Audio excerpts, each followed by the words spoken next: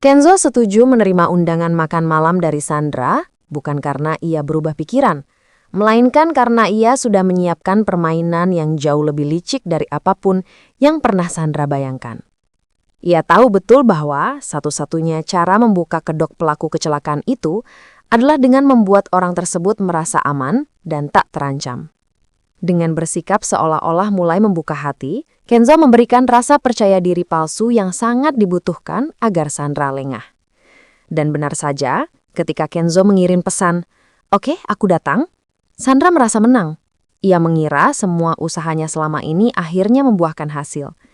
Ia tidak tahu bahwa malam itu justru akan menjadi awal dari kehancurannya sendiri. Restoran tempat mereka bertemu tampak tenang, dengan musik lembut dan aroma makanan yang menggugah selera. Tetapi bagi Kenzo, seluruh ruangan itu seperti ruang persidangan. Ia berjalan masuk dengan penuh kesadaran, memperhatikan cara Sandra menyembunyikan kegugupannya dengan senyum yang terlalu lebar. Ia menangkap gerakan jemari Sandra yang sibuk merapikan rambut, napas pendek yang hampir tidak terdengar, dan sorot mata yang berusaha terlihat tenang. Kenzo duduk, memberi senyum tipis, lalu memulai percakapan sederhana, hal-hal ringan tanpa makna. Namun sesungguhnya, setiap kalimat yang keluar dari mulutnya adalah pancingan. Semakin lama Sandra mulai merasa percakapan mereka mengalir. Ia tertawa pelan, menganggap bahwa semuanya sedang berjalan sesuai rencana. Ia kembali membahas kejadian malam itu dengan versi cerita yang sudah ia latih berulang kali. Tetapi Kenzo mendengar ada banyak celah. Nada suara Sandra berubah-ubah. Beberapa detail tidak sinkron dengan cerita sebelumnya, dan setiap kali Kenzo bertanya ulang, Sandra harus mengambil jeda panjang untuk memikirkan jawabannya.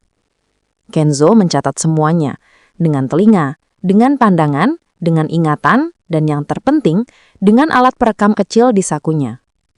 Ketika suasana mulai menghangat, Kenzo menggeser topik secara tiba-tiba ke mobil Sandra. Ia menanyakan hal-hal kecil, kapan terakhir servis, apa ada masalah dengan lampu belakang, dan bahkan menyebut soal goresan yang ia lihat di parkiran kampus. Sandra terlihat kaget, senyumnya perlahan hilang. Ia mencoba menjawab santai, tetapi suaranya mulai bergetar. Jari-jarinya mengetuk meja tanpa sadar. Kenzo terus melanjutkan, menyebutkan ciri mobil pelaku yang terekam samar oleh saksi. Lalu ia menambahkan, CCTV dekat lokasi itu ternyata masih menyimpan rekaman. Polisi lagi periksa. Kalimat itu membuat seluruh tubuh Sandra kaku. Kenzo melihat jelas ketakutan yang mencoba ia sembunyikan. Napas Sandra tersangkut, dan gelas di tangannya bergetar ketika ia mencoba minum untuk menenangkan diri. Tidak ada lagi sisa-sisa sikap percaya diri yang tadi ia tunjukkan. Ia berusaha mengalihkan pembicaraan, tetapi Kenzo mengembalikannya lagi ke arah yang sama, dengan cara halus namun menyudutkan. Sekecil apapun reaksi Sandra, Kenzo menangkap semuanya sebagai bukti. Malam itu, Sandra tidak sadar bahwa ia sudah hampir bunuh diri secara verbal.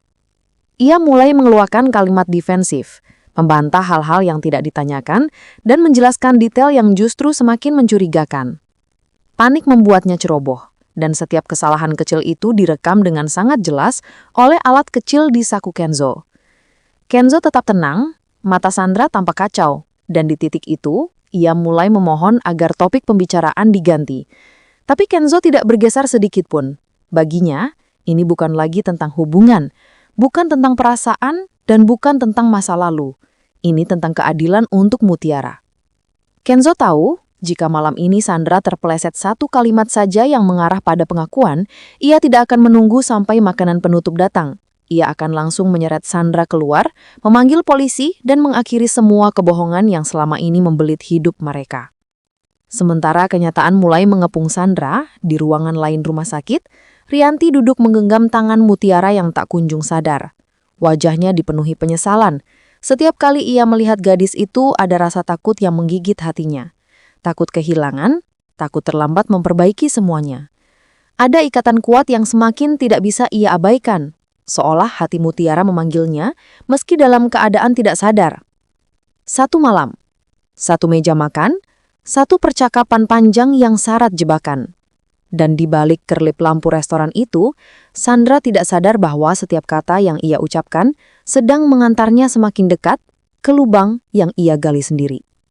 Kenzo hanya perlu menunggu momen terakhir. saat tembok kebohongan itu runtuh dan Sandra akhirnya terpojok tanpa jalan keluar.